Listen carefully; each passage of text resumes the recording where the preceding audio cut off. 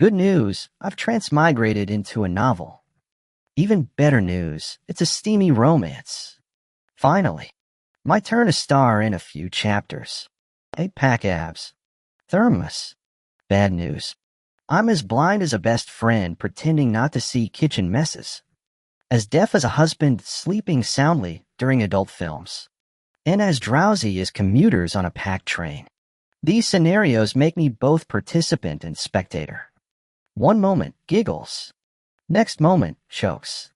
I watch their performances with a neutral face while screaming internally.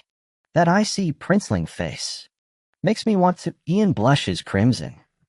Ears burning. I shift my gaze to Lucas and Jason. Main leads indeed. But do they really resemble Therm? No wonder Ian can't walk straight. Both abruptly halt their workouts, eyeing me with restrained intensity. Later, they blindfold me, whispering, "Babe, feel this. Does it remind you of a thermos?" Just a tired office worker who clicked a novel during overtime, now trapped in its pages. Good news, steamy plot. Campus setting. Three-way tension. Bad news, I'm background decor. Not even a supporting role. Universe. I'll stop calling you grandma since you clearly disown me. All these hotties exist just to torture me. Whatever. I'll survive by shipping the main couple. Lucas does crunches in the dorm while I pretend to study. Same unopened textbook for 30 minutes. Eyeing those sculpted abs. I internally shriek. Holy hell. Those defined ridges. No wonder Ian's living his best life. Lucas's sharp features, hollowed cheeks. Hunter's gaze. Legacy wealth make him campus royalty. Meanwhile, my NPC bodies, all noodle limbs and zero muscle tone. Ethan. Mind helping me stretch? Can't reach properly. My brain short circuits. Hey, back, touch. No. His abs feel like marble under my palms. Warm and springy. Pressure okay? He lies flat, watching me struggle from my crouch. Too awkward. Sit on my thighs, better leverage. At my hesitation, he adds, standard post-workout protocol. Guys do this all the time. His low groan when I straddle him nearly makes me bolt. So this is how they play dirty talk scenes in the novel. I focus on kneading tense muscles, ignoring his increasingly ragged breathing. The door slams open. What the hell? Jason, sweaty from basketball, drags me upright like Cotman affair. His curls bounce with barely contained rage. One punch from those biceps could send me to the afterlife. I calmly explained. Lucas just finished working out and asked me to help stretch his muscles. Jason eyed us suspiciously, seeing nothing unusual about our expressions. He slowly released his grip on me. Better keep it that way. I'll be watching. He growled before muttering under his breath. Disgusting perverts. My mouth opened to protest, but no words came out. Jason had always disliked me, constantly picking on me for no reason. As a deeply closeted guy with internalized homophobia and a hair-triggered temper, he preferred solving problems with his fists, though his character had passionate fans in the novel. Facing his wrath in real life wasn't worth it. Lucas stood rigidly. Only twisted minds see depravity everywhere. What the hell are you implying? Jason snapped. Take it however you want. Why so defensive? Lucas shot back, completely unfazed, as their confrontation escalated. I hastily intervened. Guys, we're all roommates. Miraculously, the tension dissolved. Jason glared daggers at me before storming off, leaving awkward silence in his wake. Sighing, I handed him his clothes when he demanded them from the shower later. Being the pushover roommate sucked.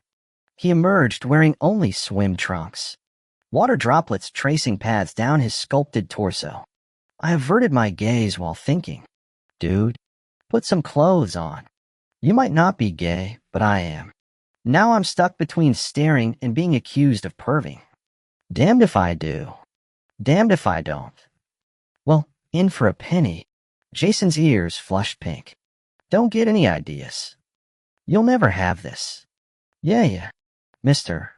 Perfect Physique, I replied casually. His eyes lit up. You really think so? Absolutely. Those defined abs. That chest development, pure athletic perfection. I'd kill for your build. The more I praised, the wider Jason's grin became, until he was practically preening. It's not that special, he demurred, clearly eating it up. Nonsense. You've got the best physique I've ever seen outside marble statues. My excessive flattery worked like magic. He even offered to train me. Something unthinkable, given his previous disdain for my lanky frame. Later, gaming in bed, I finally noticed Ian's return.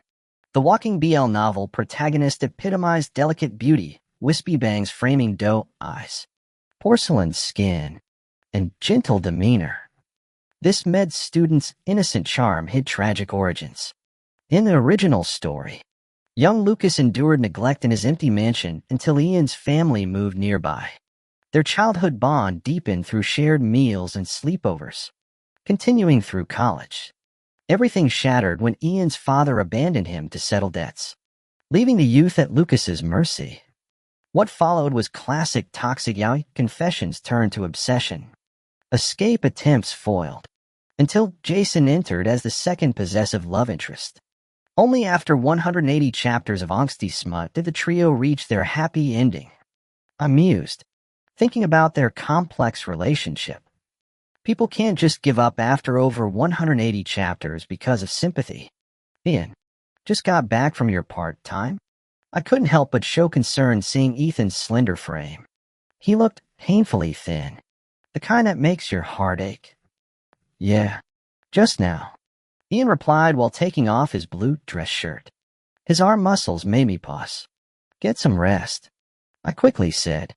David's definitely taking attendance for tomorrow's 8A class. Our dorms mix Lucas from business school, Jason from athletics, while Ethan and I study medicine. Morning classes are literal torture. I could barely keep my eyes open. Ian, ready to go. Ethan stood up handing me breakfast. Brought this back from my morning run. Eat before lecture. Typical protagonist discipline. I die running 800 meters, yet he jogs daily. My drowsiness faded instantly. You're the best. Whoever ends up with you'll be so lucky. Lucas was already lounging in the classroom. Ethan noticed Lucas, too. His lips tightened in clear annoyance. Right, according to the plot, Ethan's family company just went bankrupt. Lucas started pursuing him around this time, but Ethan's thrown off by his childhood friend's sudden romantic advances. Ian, save you seats. Lucas waved, dragging Ethan over. I pretended not to notice their mutual glarefest, trying to defuse tension. I asked, no business classes today. Lucas pulled milk and bread from his bag. Brought you breakfast. He already ate. Ethan snatched the food. You can leave now. Wouldn't miss Professor Lee's lecture. Lucas smirked, propping his chin on hand. Ethan coldly opened his textbook. Sure you are. God. Those 2 hours were torture. Lucas' intense stares versus Ethan's frosty aura. When class ended, I tried bolting, but both grabbed my arms. Need to talk, they said in unison. Escaping to the hallway, I sighed in relief until Lucas cornered me. Finally free. His breath tickled my ear. What do you want? Need help picking Ethan's birthday gift. Wow. The proposal thing happened so fast. Don't blame me for getting excited. Back when Lucas got rejected, he held a bitter grudge against Ian for 3 whole days. Sure, I should get Ian a gift too. At the mall, Lucas meticulously browsed through diamond rings, occasionally asking for my opinion. I stared at the price tags on the display cases. Stunned. This obscure brand was ridiculously expensive, tiny ring costing 6 figures. But I guess you get what you pay for. Lucas' fingers were slender yet strong, glowing with a pearly sheen, neither too delicate nor overly rugged, the kind that could easily go viral online for their perfection. Ethan, try this one. Lucas shoved a ring toward me while I was still zoning out over his hands. I didn't snap back to reality until he forcefully slid the ring onto my finger. What's this for? My face flushed instantly. Lucas smirked, eyes glinting with an unreadable emotion. What are you overthinking? Just testing the ring. But why me? I stammered. Your hands look just like Ian's. He replied cheerfully. Oh, really? My voice dropped. Honestly, looks-wise, Lucas was totally my type, sharp features, a chiseled jawline, paired with those smoldering blossom eyes. When he wasn't smiling, his thin lips pressed into a line like a Greek statue. When he did, it felt like spring thawing frost. But I knew my place, a background character who only hung out with him because we shared a dorm and I majored in the same field as Ian. Why overthink this? Lucas ruffled my hair. See anything you like? Pick one. No thanks. Not really into this brand. He finally settled on a pair of matching rings and strutted away. Satisfied, I wandered the mall, clueless about what to get Ian. Since he's a study-obsessed genius, maybe a new tablet for his classes? While testing the latest iPad at the Apple Store, Lucas suddenly asked, Ethan, you've been hanging around Ian a lot lately. Oh, he's jealous. No wonder he dragged me alone to shop for Ian. Keeping a straight face, I said, Nah, Ian's been cramming for finals. You know how he is, always acing stuff. Just picking his brain. Huh, you're so good to him. Lucas muttered sourly. It's nothing. He's a close friend. Brush it off. Stop with the baseless jealousy. Ethan, someone called. I turned. Speak of the devil. Jason and his crew swarmed in, gym bags slung over their shoulders. Fresh off the court. Probably here to eat. Jason's gaze flicked between me and Lucas, lingering on the shopping bag in Lucas' hand. You two on a date? Seriously? Dude? Since when does shopping equal dating in your straight bro logic? Lucas abruptly slung an arm around my shoulders. Just bonding with Ethan. Jason froze. Oh, really? Lucas snorted. Yeah, obviously. It took Jason a second to process before he glared daggers at Lucas. A blonde guy in his group broke the tension. Boss, we still eating? Yes. Ethan. Jason gritted his teeth. You eaten yet? Hard pass. Dining with you might shorten my lifespan. Before I could answer, Jason yanked me toward him. Let's grab food. Wait, his entourage suddenly sprang to life, herding me forward like NPCs. The private dining room's ambience, wooden decor, faint fruit scents, trickling water sounds, and Gucci music should have been serene. Instead, the air crackled with hostility. Ethan Black was abruptly yanked over by Jason Gray. Ethan, come sit with me. Lucas Carter immediately countered. Ethan, sit by me. With me. Over here. Ethan, which side are you choosing? Both turned their conflict toward me. TV dramas made such scenes look childish, but reality trapped me between two impossible choices. Neither guy could be offended. I forced an appeasing smile. We're all friends. Why don't I sit in the middle? That way I'm with both of you. After we settled, Jason began needling. Has the Carter Empire collapsed? Can't even afford your own meal. Lucas? At least I'm not mooching off others. Put this on my tab. Lucas calmly peeled an orange and handed me a slice. Not to be outdone, Jason grabbed a cluster of grapes from the fruit platter and thrust it into my hands. Their intense stares locked onto me, the private dining room plunging into tense silence. My gaze darted to Jason's basketball teammates, their faces plastered with popcorn-munching anticipation. Even bystanders could smell the melodrama. Closing my eyes, I set down both fruits and picked up a watermelon wedge. Sorry, guys. Not into these. Watermelon's my favorite. The meal concluded under teammates' raised eyebrows and my strategic muteness. Back at the dorm, the crackling rivalry between Jason and Lucas still sizzled. I practically kicked the door open. Thank God Ian was here, human air conditioner against their heat. Our resident genius sat sculpted at his desk. Icy perfection making him look like limited edition anime merch. Who could resist? Ethan, why are you back with them? Ian's frosty gaze tracked Jason and Lucas behind me. Just bumped into them after handling something off campus. I deflected, not wanting Ian to misunderstand. Oh. Ian's glacial features softened as he produced a pastry box. I brought you those cream puffs from the off-campus bakery. My eyes welled. The legendary bakery with 3-hour lines. My broke student's soul had yearned for months. I lunged to hug him. Ian, you absolute angel. I'd do anything for these. His pale fingers carted through my hair as he offered the box. I'll get more next time. Those stuff from dinner.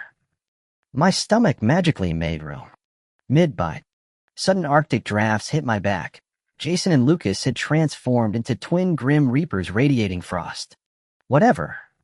Ian might be their love interest, but today he was my pastry deity. Let the ice princes freeze. Lounging with desserts and AC blasting on this class-free afternoon? Peak college life. My phone buzzed with Ian's message. Need to discuss something. Free this afternoon? Curious. I typed, sure. What's up? Help me apartment hunt? Moving off campus for internship commute. Don't want late returns disturbing everyone. Classic Ian, considerate to a fault. Of course. Though our dorm's pretty convenient. Seriously, Ian? I gaped at the sprawling estate. The secluded mansion's rose garden screamed old money. This is farther than Siberia from campus. This is the property my mother left me. You probably know what's been happening with my family lately. I've been having trouble sleeping, and I was worried about disturbing you all, which is why I wanted to move out. Ian looked utterly despondent, leaving me at a loss for comforting words. Ian's father was such a scumbag. How could anyone abandon such a sweet angel? Seeing his fragile yet stoic expression, my heart ached. The novel had summarized this in mere paragraphs, but reality meant 3 agonizing months for Ian. The book only mentioned Ian being forced to liquidate all assets, even his mother's jewelry, after his company collapsed. Debts piling up. Though Lucas eventually redeemed those heirlooms, the trauma remained painfully real for Ian. Ian, don't lose hope. Possessions come and go. I know you'll reclaim what's yours. Kani ukyo. Ian's tear-brimmed eyes met mine. My resolve crumbled as I opened my arms. Ethan, you're the best. His embrace tightened desperately. That's what friends are for. Promise you'll tell me if anything's wrong. I'll always help. Ethan, his voice cracked. What is it? I rubbed his back soothingly. He buried his face in my shoulder. Silent. Did someone hurt you? Was it Lucas? Ian nodded against my collarbone. Trembling. Screw that jerk. Don't listen to his crap. Stick with me on campus. I'll be your human shield. Lifting his head, he whispered, You're all I have now. Ethan, could you let me move in with you? Those pleading eyes shattered my defenses. I reluctantly agreed, rationalizing. Buying time couldn't hurt. Plus, his homemade cupcakes were divine. Maybe I could mediate between him and Lucas before Jason developed feelings. If childhood sweethearts like them reconciled, that'd be the perfect ending. Back on campus, destiny served me Jason at the basketball court.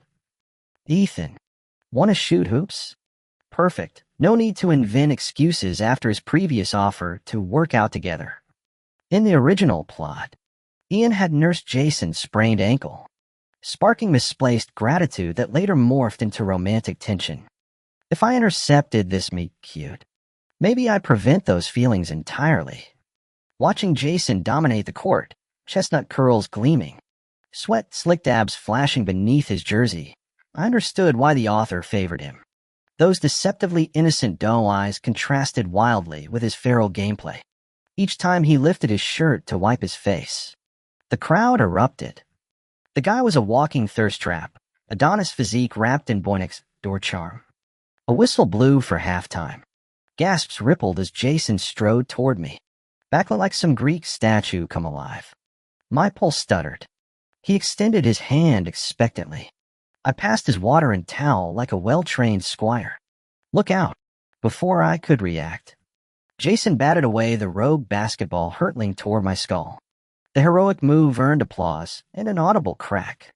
At the infirmary, the doctor applied plaster while lecturing me. Young man, your friend here fractured his wrist saving you. Make sure he takes these painkillers and keeps the cast dry. Now I was stuck babysitting the campus heartthrob. The doctor said it's just a minor fracture. 2 weeks of rest should do the trick. Ethan, you'd better take good care of me, Jason declared, glaring at the cast on his arm. I practically tripped over myself to reassure him. No problem, man. I'll make sure you're weighted on hand and foot. Jason wasted no time putting me to work. Ethan, I'm hungry. Cue my mad dash to the cafeteria. Ethan, my hand hurts, can't hold chopsticks. I handed him a spoon, only for him to demand I feed him like some Victorian invalid. Ethan, water. I passed him the spill-proof tumbler. Ethan, I need a shower. Wait, you expect me to? I blurted before catching myself. His ears flushed crimson as he stammered. Not like that. Just help me get undressed. Mentally slapping myself, he did get hurt saving me. After all, I gestured to the chair. Sit. You're too damn tall otherwise. To my surprise, he complied without protest. My fingers brushed the hem of his shirt, inching upward over taut abs that looked carved from marble. The fabric slid higher, revealing pecs that could have doubled as freshly risen sourdough loaves, firm yet somehow soft under my. Ethan, what are you doing? I snapped back to reality, realizing I'd yanked his shirt over his head mid-stare. There I stood, palms splayed across his bare chest like some creeper. This isn't what it looks like, I lied, frantically tugging the fabric down. His face mashed a ripe tomato as he accused. You totally squeezed it. I did not. My traitorous hand, apparently operating independently, pressed down to demonstrate. See? Just flat. What's going on here? We froze. Ian stood framed in the doorway, his expression glacial.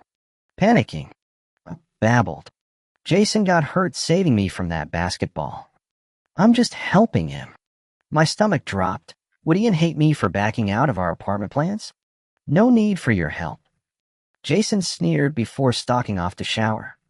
Later, I cornered Ian in the hall. About the move. It's fine. His smile didn't reach his eyes. The place isn't ready anyway. You're literally an angel.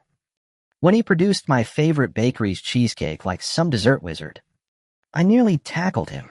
Marry me. Jason, of course, chose that night to transform into the world's neediest patient. Water refills, painkillers, snack demands. By midnight, I collapsed into bed like a corpse. With Lucas mysteriously absent, probably planning some over-the-top birthday surprise for Ian, things seemed stable. No obsessive crushes yet. No creepy kidnapping fantasies. Just normal college chaos. Tracking Lucas to Carter Enterprises skyscraper. I gaped at the lobby's obscene marble floors. The receptionist had just handed me bottled water when elevator doors chimed. Ethan. Lucas's smirk could have powered a small city. Here for me. Before I could even greet him, Lucas spotted me immediately. Yes, I need to talk to you. This isn't the best place. Haven't eaten yet? Let's discuss over dinner. Sure. Lucas quickly wrapped up his tasks and took me to that private kitchen we'd visited before. I still remembered how excruciatingly awkward our last meal here had been, the memory making me uneasy even now. Ethan, is something wrong? He asked. I hesitated. suddenly regretting my impulsive decision to seek him out. How could I possibly say Ian likes you too? Stop scheming and just protect him for your happy ending. Sensing my discomfort, Lucas gently probed. Is this about Ian? My head snapped up in surprise. Of course the male lead would figure it out. Lucas chuckled. His birthday's this week. Just a guess. Studying his calm expression, no trace of that ominous darkness yet, I cautiously ventured. Ian seems troubled lately. Lucas poured me water. Probably the family issues. Complicated situation. Will you help him? I blurted. His gaze sharpened. Is that why you came? Under that piercing look. I nodded. Of course. Our families move in the same circles. And we're close friends. Did Ian ask you to check? My heart leapt. No. I just noticed he's been down. Too busy celebrating my small victory. I missed the calculating glint in Lucas's eyes, foolishly thinking this pre-darkness version was just a good Samaritan. Lucas? You in there? Ian's voice came through the door. Before I could process it, Ian walked in. Ethan needed to discuss something. We were just having dinner. Lucas remained seated. Ethan? Ian's questioning look demanded explanation about our sudden camaraderie. Huh? Ian, join us. I dragged him to the table, desperate to avoid misunderstandings. The meal flowed smoothly. Watching them interact filled me with glee. These two would resolve their issues and get together any day now. After dinner, both men had separate engagements. I cheerfully waved them off, whispering to Lucas, Ian prefers the gentle type. He chuckled darkly. Is that so? Guaranteed. I walked away feeling triumphant, oblivious to the undercurrents swirling around our dinner. Later, I want to crack open my own skull to see what I've been thinking. Ian's birthday gala at the Hillside Mansion proved the White family's resilience, even in crisis. Old Money knew how to shine. With Lucas's help, they'd recover soon. As I searched for Ian to ask about his family, he found me first.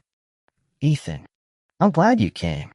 I handed over my carefully chosen gift. Happy birthday. And his smile warmed. There's something I need to say. Encouraging him with my eyes. I nearly vibrated with excitement. Here comes the confession. I think I like someone. Do you think they'd accept me if I confessed? My inner shipper danced.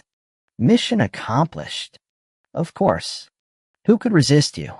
His gaze intensified. Then, Ethan, do you like? I laughed at his nervousness. The male lead worried about being liked? Please. Obviously, I like you too.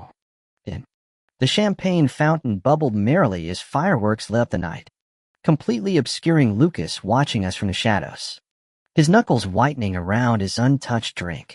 Don't worry. Lucas really likes you. Ian, I like you. Will you be with me? Before I could finish, I froze when Ian abruptly cut me off mid-sentence.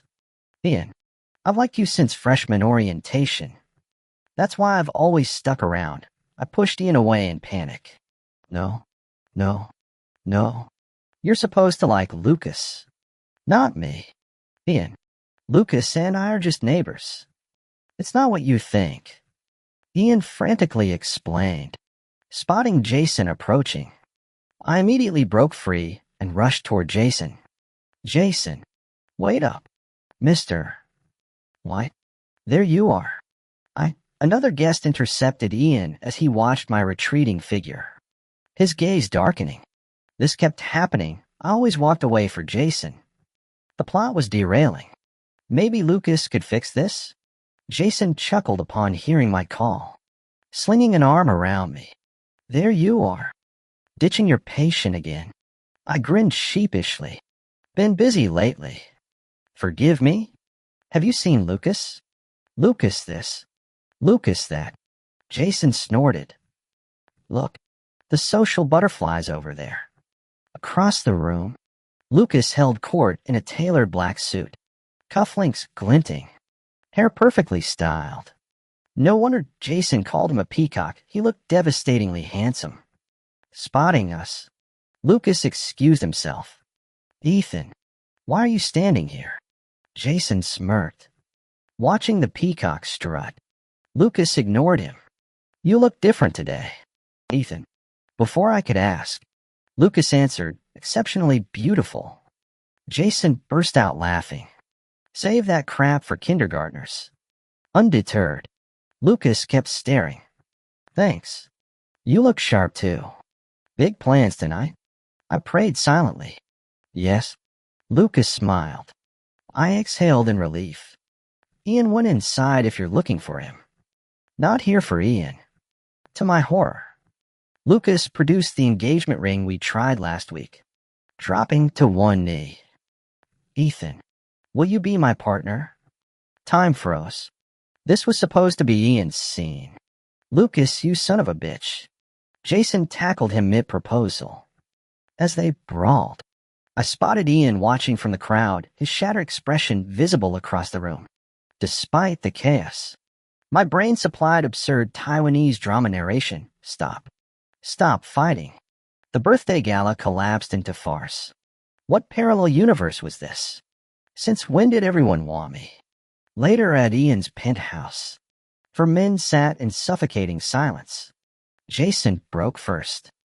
Ethan, I thought I was your only side piece. Turns out you're collecting our whole dorm. Lucas looked gutted. Did you try rings with all of them? Ian gently offered water. Still moving in with me? I gulped the glass dry under 3 pairs of intense eyes, wishing the floor would swallow me whole. After a long silence, I mumbled, why am I so out of it? Did Ian spike my drink? My vision swam as I patted his shoulder. Good boy. And knew I could count on you. Guess drunkards don't need to answer questions anyway. When I woke again, complete darkness enveloped me. My wrists chafed against rough rope. Kidnapped? I shifted cautiously, searching for escape routes when synthesized laughter echoed through the room. Awake at last, the distorted voice crooned. Let's play a game. Answer right. You walk free. I licked parched lips. This is illegal. The electronic snort carried eerie familiarity. Time dissolved in the void. No light, no sound. Just plush fabric beneath me. Premeditated. My friends. Where are the others? Name your price. We'll pay anything. Organ harvesting horror stories flooded my mind. Was this how I die young? Warm breath ghosted over my ear. Ethan. The voice purred, dropping its mechanical disguise. Did you really think we'd let you go? Ian? I twisted toward the sound. Ian, is that you? Scorching hands seized me. Wrong guess. Little liar. Calloused fingers tilted my chin as searing lips claimed mine. Jerk back. Heart hammering. At 22, I'd read countless romance novels but never been kissed, let alone like this. Lucas? I scrambled backward. Stop this. A furnace-like body blocked my retreat. Still naming others. New lips branded my neck. What about me? The truth crystallized through panic. This wasn't kidnapping. Our dorm's twisted trio had simply shifted their obsession from Ian to me. Ian, I sobbed. Help me. I've always been kind to you. Haven't I? Let me go and I'll forget everything. Cool fingers wiped my tears. Ethan, Ian murmured. Why resist? We'll cherish you. I shook violently. This isn't right. You can't. The blindfold slipped. Blinking in sudden light, I found all 3 looming over me. Ian's arms encircled my trembling form. You already like Jason and Lucas. Why exclude me? Jason and Lucas are your boyfriends. I shrieked. Leave me out of this. Jason snorted, securing a lace blindfold. Enough chatter. Darkness returned as Lucas's chuckle vibrated against my spine. Let's play blind man's bluff. Sweetheart. Lucas's perspective. The new doormate's blushes fascinated me, pink-cheeked rabbit trembling at every glance. Pity he's fixated on Ian. That viper will eat him alive. Odd how the rabbit's laughter hooked me. His every mood shift, joy, sorrow, bashfulness, demanded attention. Why did his closeness to Ian itch like sand in my shoes? Forget Ian. Choose me instead. Ian's perspective. Ethan radiated sunlight through our dreary halls. I orchestrated study sessions. Accidental touches. Anything to bask in his glow. But his gaze kept drifting toward Lucas. My sunlight belongs to me alone. When Lucas caught me sabotaging his chances, we struck a reluctant truce. Better shared light than eternal night. Jason's perspective.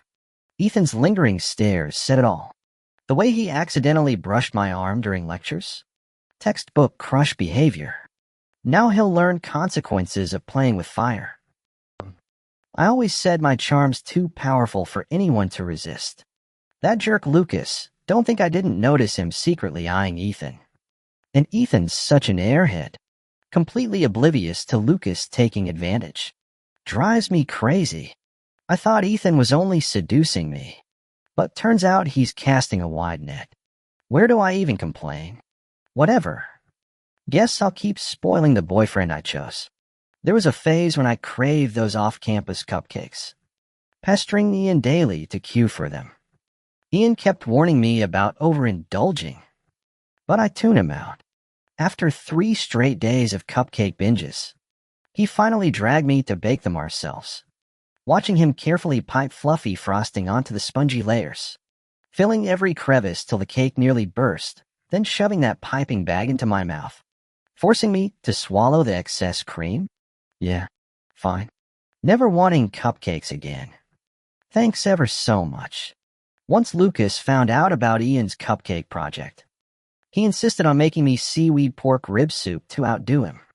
I'm so done with this culinary competition, I don't even like eating that much.